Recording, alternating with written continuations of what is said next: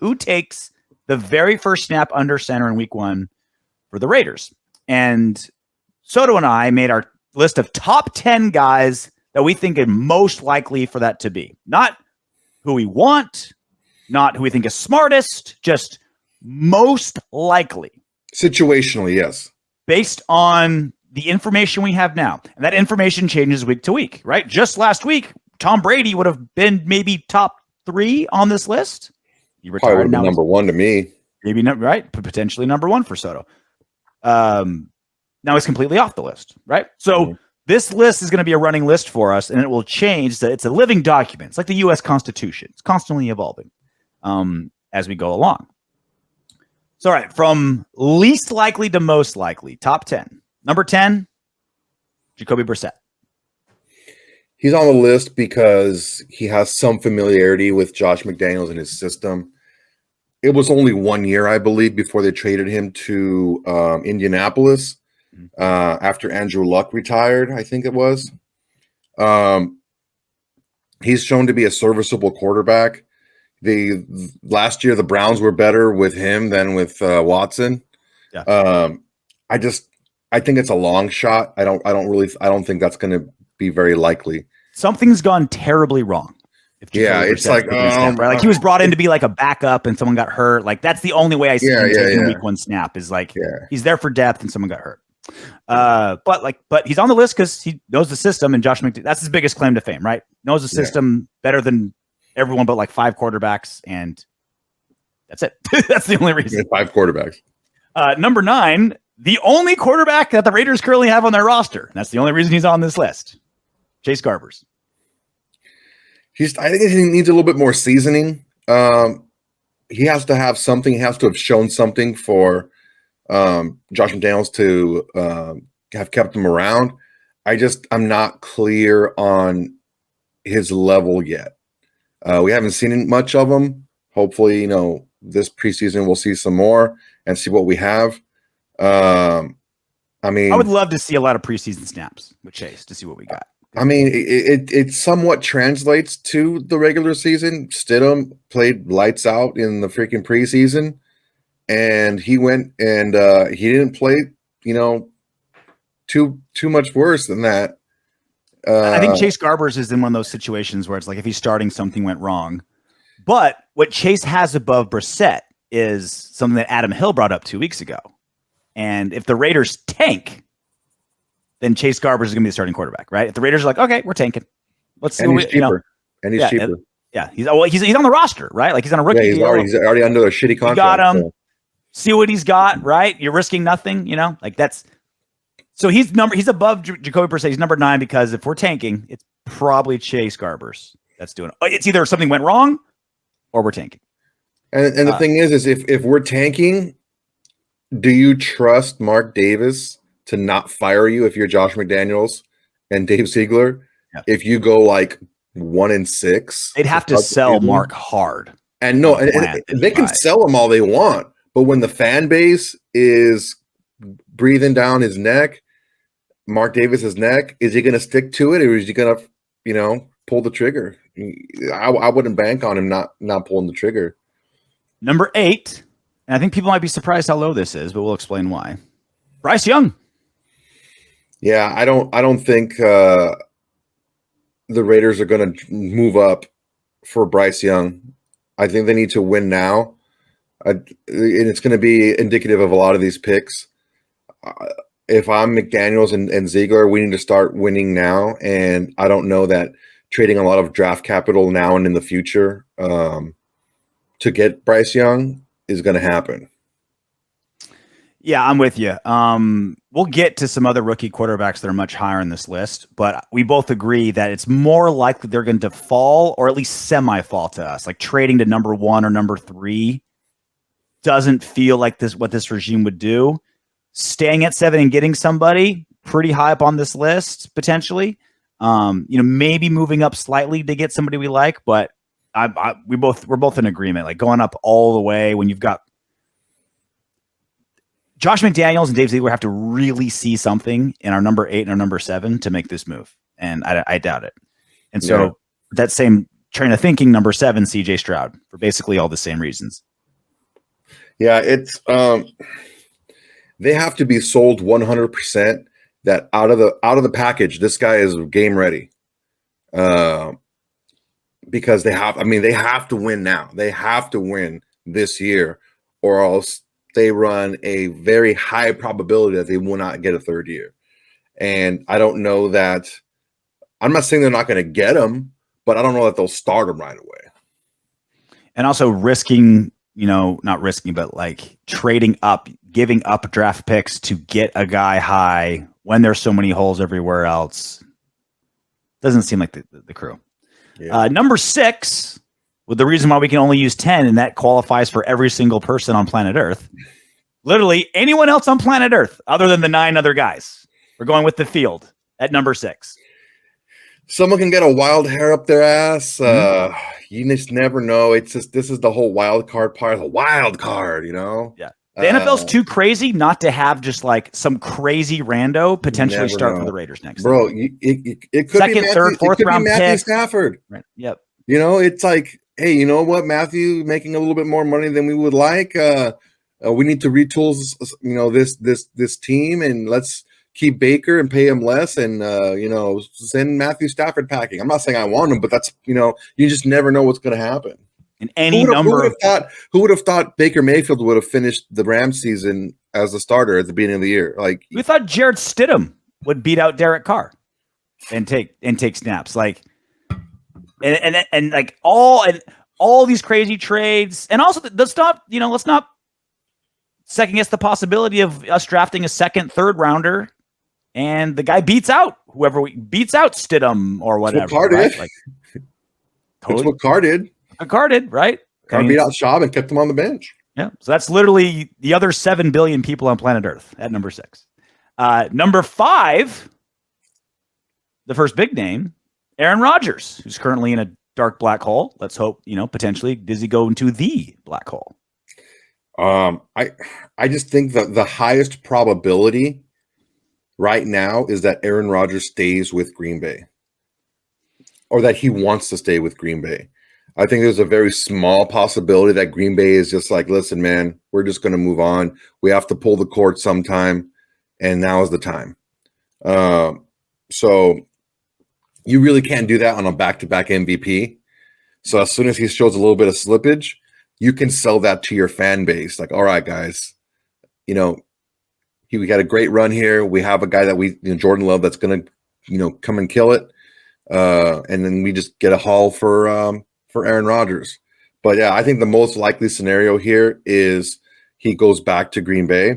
But I think it's still a higher probability than any of the others. And that's the thing, right? Is I'm going to give you all these reasons why I don't think Aaron Rodgers is going to be the quarterback for the Raiders next season, but he's still number 5 on our list, right? That shows you how big the drop off is from 4 to 5. Because look, obviously the big reasons why people think it's possible is Devontae Adams is here, and does Mark Davis want to make a giant splash with Tom Brady? If you can't get Tom Brady, maybe Aaron Rodgers is your fill-in, right? So like there's those obvious connections. Mm-hmm. But for everything you said, plus Aaron Rodgers is going to cost so much money. You don't know how long he's going to play, right? Are we going to trade a first and a second so he plays one season and then retires? The most likely scenario. Him and Josh McDaniels look like they would just be personality-wise just butt heads ridiculously. I mean, Aaron Rodgers is going to butt heads with whoever he coaches with, like whoever's in the organization is going to butt heads with, right? Done deal. Like that's just how Aaron Rodgers is. So, hey, still a possibility. And I would be, I won't lie. All the negatives about having Aaron Rodgers come to Las Vegas, I would still stand by. But if that actually happened, still a top 5 quarterback in the league, dude. Like my plums would fill. I'd be like, okay, dude. I shouldn't be excited. It's like getting Aaron Rodgers to the Raiders would be like going to a strip club and thinking you're going to get laid. Like that excite you. Like in your mind, like your logical mind knows you're not taking the stripper home and banging her, but you can't help but get excited at the possibility. It's funny that you say that. You use that analogy because I'm going to use that one later. But yeah, I think if I were to trade for Aaron Rodgers, I would heavily protect that second-year draft pick. I would make it conditional that he plays, that you get a high pick. If not, you get a shit pick. Number 4, Anthony Richardson. Back to the rookies.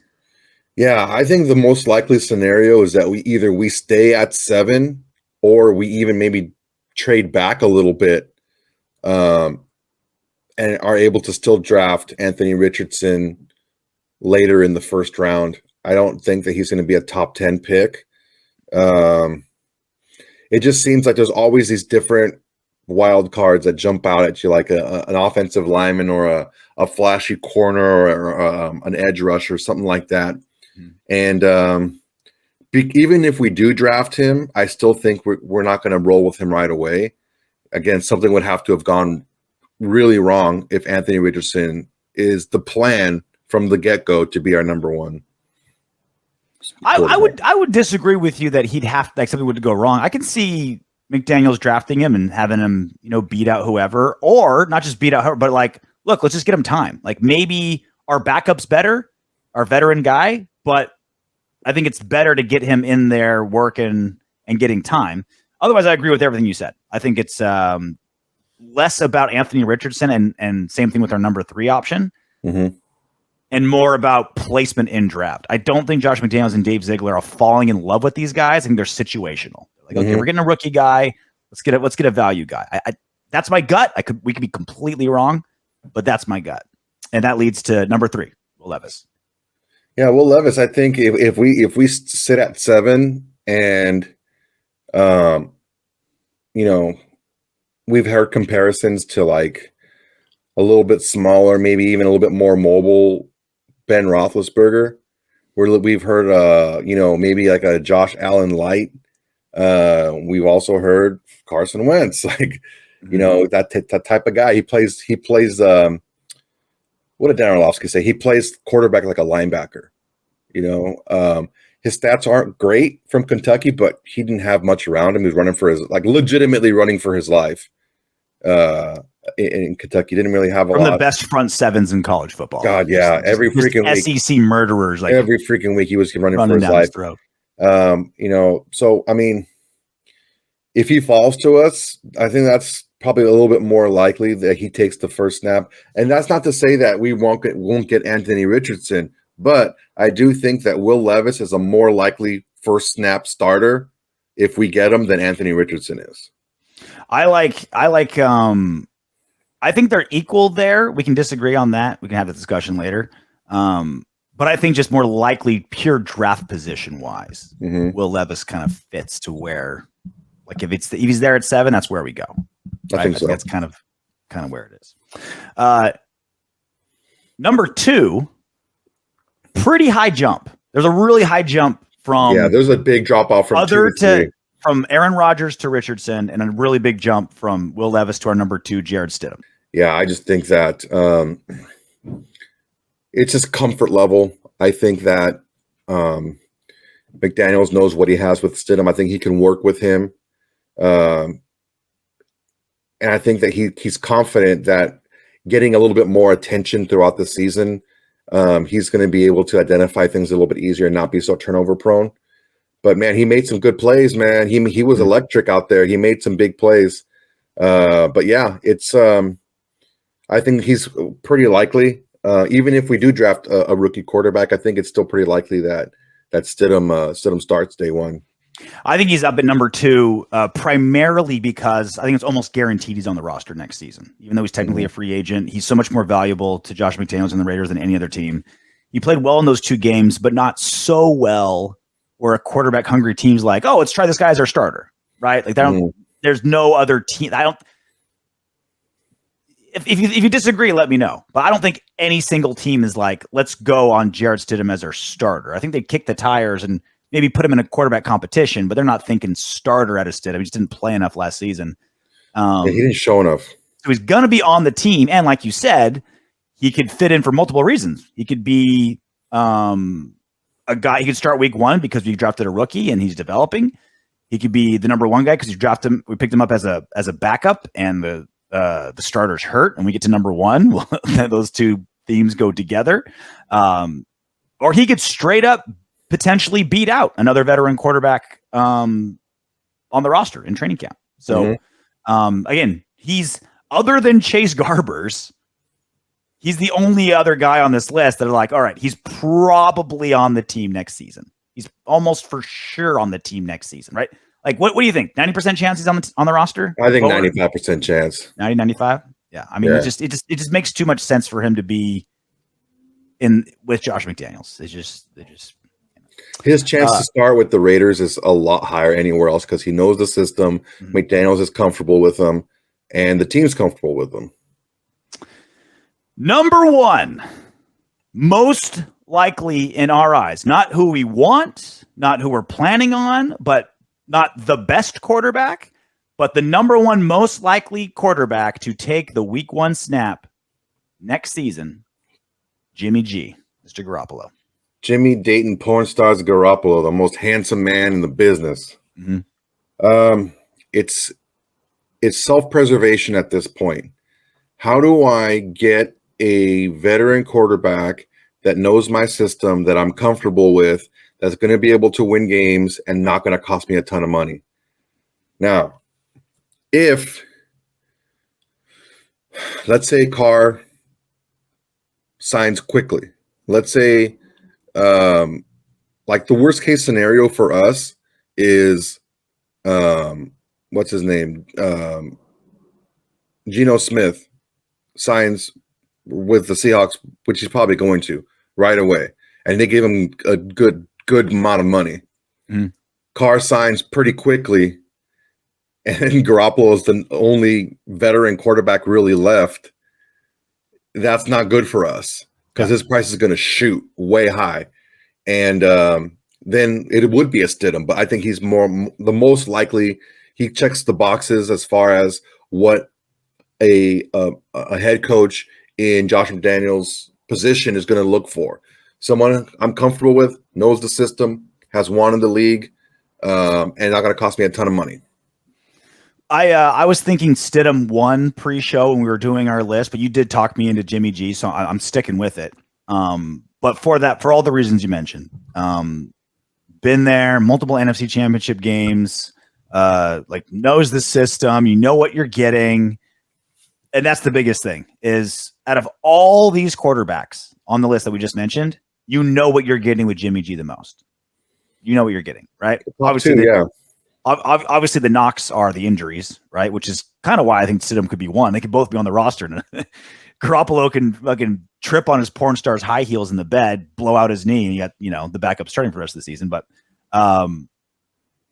Jimmy G, not exciting a lot of people, not blowing a lot of skirts up, but you know what you're getting. And if we load up this offense and he can grab the Josh McDaniels offense and the scheme and these players like you're supposed to, like it's built to potentially do, he can lead a damn fine offense. Congratulations for making it all the way to the end of our video. If you want Darren Waller to catch 20 touchdown passes next season and for Max Crosby to have 30 sacks, go ahead and subscribe and click the next video.